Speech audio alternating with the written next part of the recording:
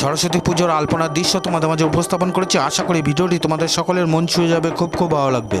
আলপনার দৃশ্য অপূর্ব অপূর্ব, যা ভাষায় প্রকাশ করা যায় না, ভাষায় বললেও কম বলা হয়।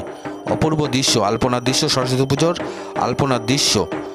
নিমতলা রঙ্গেশ্বর উচ্চ মাধ্যমিক বিদ্যালয়, হরিণঘাটা থানা অন্তর্গত, নিমতলা, নদিয়া।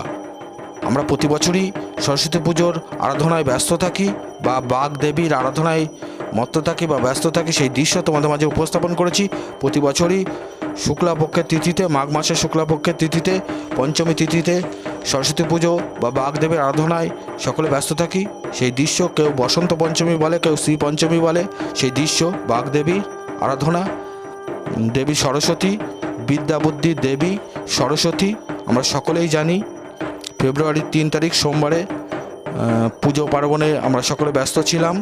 নিমতলা রঙ্গেশ্বর উচ্চ মাধ্যমিক বিদ্যালয়ে পুজো পার্বণে ব্যস্ত ছিলাম, পুজো হয়েছে। সেই দৃশ্য আমরা সকলেই দেবী মার উদ্দেশ্যে রওনা দিয়েছি পুষ্পাঞ্জলি অর্পণ করব বলে।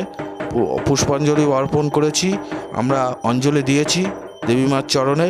সেই দৃশ্য তোমাদের মাঝে উপস্থাপন করেছি 2025।